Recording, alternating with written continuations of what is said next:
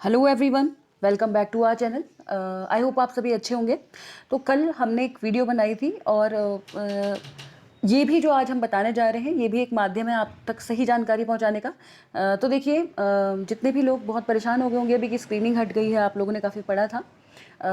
लेकिन अब एक चीज़ की क्लैरिटी है कि आपका एक सिंगल पेपर होगा, क्योंकि इंटरव्यू जो है वो केंद्र से ही मना हो गया है कि ग्रुप सी की भर्ती में तो इंटरव्यू नहीं होगा। तो उसकी तो एक क्लैरिटी है कि इंटरव्यू तो नहीं होगा इसमें, क्योंकि इंटरव्यू केंद्र से ही कह दिया गया है कि नहीं, अब नहीं होगा। ग्रुप सी की किसी भर्ती में इंटरव्यू का कोई प्रावधान है ही नहीं। तो एक चीज़ तो ये प्लस पॉइंट है आपके पास कि कोई इंटरव्यू वगैरह नहीं होगा, एक सिंगल पेपर ही होगा।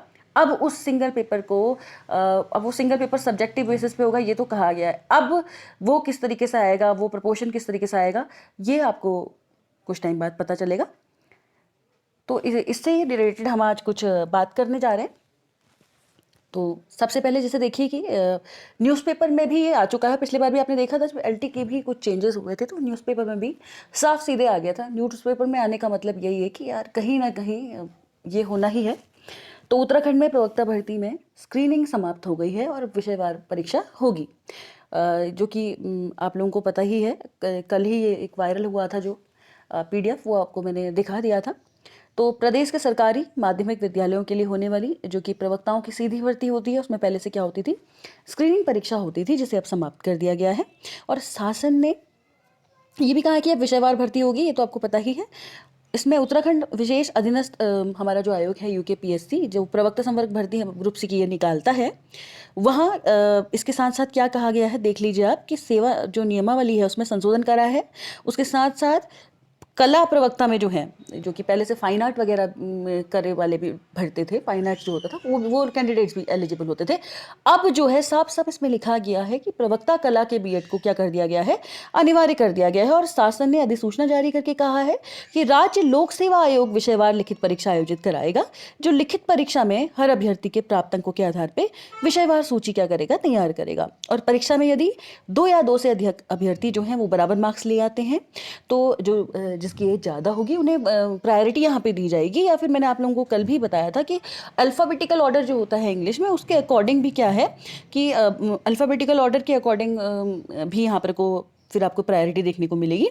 और सूची में नामों की संख्या खाली पदों से ज़्यादा होंगी, क्योंकि पिछली बार ऐसा हुआ था कि सूची में जो नाम थे वो खाली पदों से कम थे, और वो मैथ्स प्रवक्ता में ही हुआ था। सिर्फ 6 ही जनों का यहाँ पे हुआ था, और जबकि बाकी की सारी भर्तियां बैकलॉग में चली गई थी या कुछ उनका पता ही नहीं चल पाया। इस बार भी कोई बढ़ के नहीं आई है उसमें पोस्ट। तो ये सब तरीके के प्रावधानों पर संशोधन आया है। और ये जो प्रवक्ता भर्ती है, इसमें देखिए स्क्रीनिंग से काफ़ी टाइम से विरोध किया था, और कैंडिडेट्स ही गए थे कि ये नहीं होनी चाहिए, इस पर कुछ करा जाए। तो इस व्यवस्था को समाप्त करने के लिए अब परीक्षा का जो आधार है वो आपको पता ही चल गया होगा, एक सिंगल पेपर डिसाइड करेगा, वो भी आपका सब्जेक्ट वाइज होगा। ठीक है। अब जो 27 अप्रैल को होने वाली स्क्रीनिंग परीक्षा थी, ये तो देखिए अब कहीं ना कहीं रद्द ही होगी, क्योंकि सिलेबस चेंज हो गया, सारी चीज़ें चेंज हो गई है। तो अब जल्द से जल्दी शायद यूकेपीएससी क्या करेगा, अपडेट करेगा। और आप लोगों को पता ही है 613 पद जो भरे जाने थे, अब जो कि 27 अप्रैल को हमारी परीक्षा आपकी होने वाली थी। अब उसमें क्या है, जो शिक्षा सचिव है रविनाथ रामन, उन्होंने अपर मुख्य सचिव कार्मिक को लिखे पत्र में कहा है कि ये जो प्रवक्ता सेवा नियमावली है उसमें बदलाव अब हो चुका है, और प्रस्तावित परीक्षा जो है बदली हुई प्रक्रिया के आधार पे होगी। और यूकेपीएससी जो है वो इसके अकॉर्डिंग ही क्या करेगा, अब अपने जो प्रक्रिया के निर्देश है वो जारी करेगा।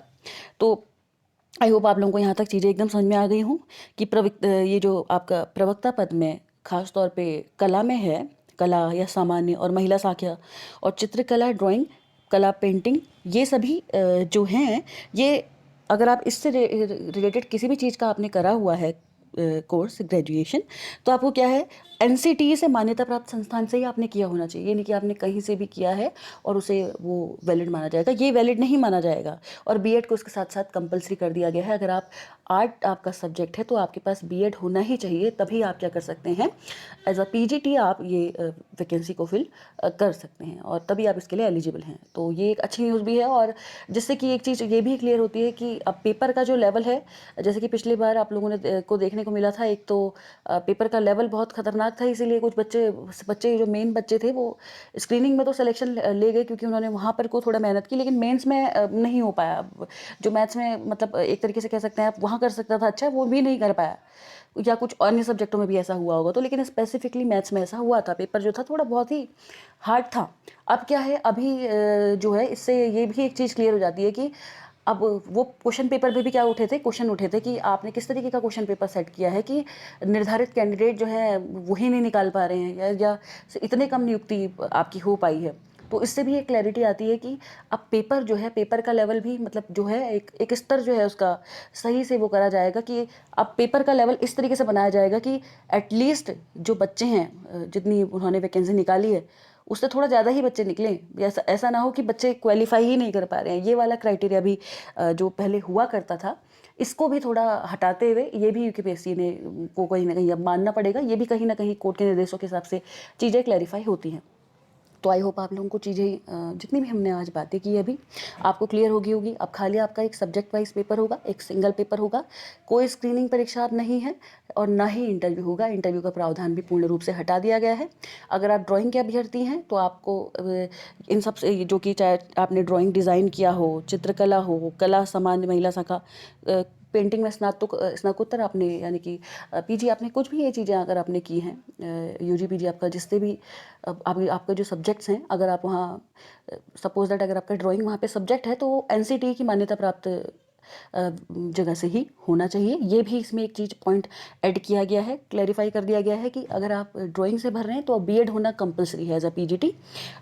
यहाँ पे ये भी एक चीज़ क्लियर कर दी गई है। और साथ ही साथ कि अब यहाँ पे ये जो लाइन आप देख ही रहे हैं कि जो मैथ्स, ये मैथ्स से ही सब्जेक्ट की वजह से ही डाली गई है कि बच्चे जो निकालेंगे आप वो एटलीस्ट इतने तो निकलने चाहिए कि जितने आपने वैकेंसी आपकी है उससे थोड़ा ज़्यादा निकलने ही चाहिए। मतलब जिससे क्लैरिटी आएगी कि पेपर जो है वैध है।